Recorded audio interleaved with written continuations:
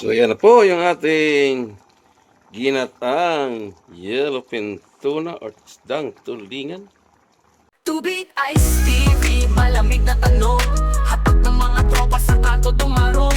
Esperanza sa bawat kwento, talang patibong. Tipit ng pangarap ay magkikiba kahit anong buhawi o bagyo. Mga banat ng hustler, sintunado pwedeng rapper. Bote-bote ang palitan pero walang masyadong buster. Alon ng beat parang wave sa tabi ng crater. Pangarap sa kamay, bibitin parang elevator. What's up mga guys? Magandang umaga po sa lahat. Welcome to my channel, to my TV and my cooking vlog. So ngayon po ay araw ng Miyerkules. Audio po natin sa ating araw-araw na napuhay. Andito naman tayo sa kusina at mayroon na namang lutuin muli ng ating ulamin ngayong tanghalian. So nakabili po tayo ng sariwang yellowfin tuna. Simple lang ang gagawin natin dito. Ito tinatawag na ginataang isdang yellowfin tuna. So yan po yung dalawang natin nabiling yellowfin tuna. Buo pa po, hindi pa po naiwaiwa. At yung mga sangkap natin gagamitin, andyan na yung tropa, luya, kamatis, bawang, sibuyas, siling haba. At andito na yung kalamansi, yung ating pampaasim. Sali ay vinegar, kalamansi ang ating pampaasim sa ating ginataang yellowfin tuna. Maglagay po tayo ng patis, liquid seasoning, at itong pamintang durog, at itong panggata natin, yung tinatawag na kukumama. So yan po, natapos na natin paghiwa yung ating yellowfin tuna. So ang kasunod natin gagawin, lalagyan po natin siya ng paminta. Pamintang durog. Tapos, lalagyan po natin siya ng kunting asin. Yan, kunting asin, tinglamas ng asin.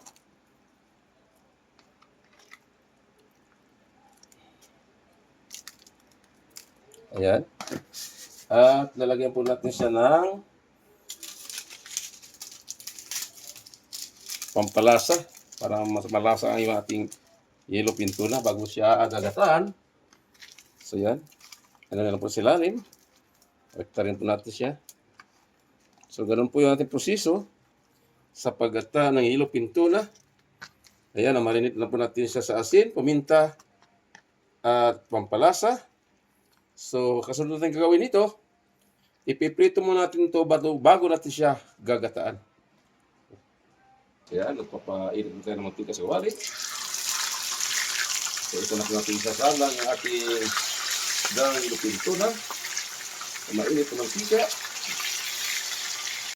So, habang tayo nagpiprito, tayo naman mag-gayat-gayat dito ng ating mga sangkap. Sibuyas. At itong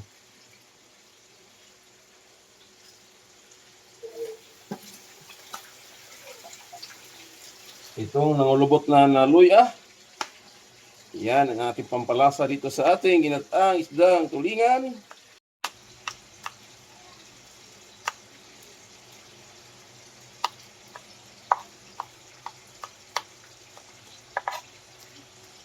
So tayo sa pagprito, luto na po ito. So alisin na po natin sa kawali. At ang kasunod dito, tayo na magsimula magluto sa kanyang tinatawag na ginataang isdang tulingan. So yan na po, luto na po yung ating yellowfin tuna, naprito na po. So yung mga sangkap, preparado na po lahat. Ayan, ating kalamansi Diyos. Ayan, nakaprepare na po. So tayo naman ngayon magsimula na maggata itong ating isdang yellowfin tuna. So dito luya, yung ating lutuan. Ay itong first time pa lang natin lulutuan, yung ating bagong lutuan. Dumating na isang araw. Ating ito na yung ating bawang.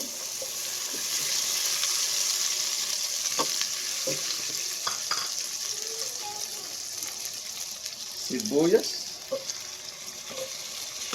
Kamatis.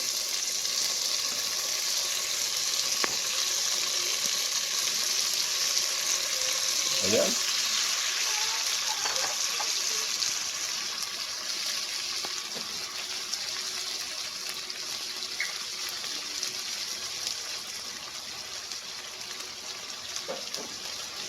At itong chili garlic, yung ating pampalasa sa ating ginutan.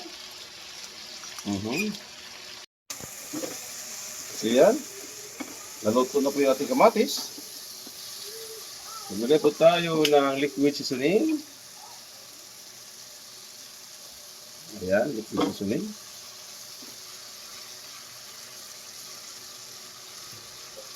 At maglagay rin po tayo ng patis. Siyempre, pampala. Huwag masyadong lumihan. Baling tabang, marimidyohan, huwag lang mapaalat. Ayan ha. Lagyan po tayo ng pamintang durog. Ayan. At unang gata, ilagay na natin. Yan, namuo yung ating gata. Dahil natin naka-stock sa refrigerator. Yan, natutunan naman yan sa init. Yan ang unang gata natin. So, yan na natin siyang kumulo. So, yan, kumulo na po. Silagyan natin yung kalamansi juice. Pampaasim sa ating ginataang isdang tulingan. So, ngayon po, ilagay na natin yung ating pinaritong isdang tulingan. O, yellow pintura. So, yan, nilagay na po. Yan, ang pakabdabis na ito. Yan na po yung ating isdang tulingan o isdang yellow pintura. Nailagay na po. So, isunod na natin yung pangalawang gata. Yan talaga magpapalasa nito. Yung gano'n kasarap niya.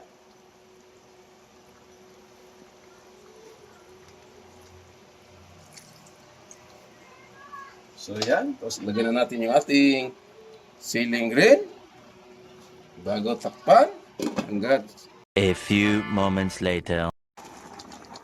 So, yan na po yung ating ginataang yellowfin tuna or isdang tulingan. Ayan. Ayan na siya. Grabe. Napakasarap nito. Ayan, mapapakain na naman tayo kahit bahaw laang. Ayan na po.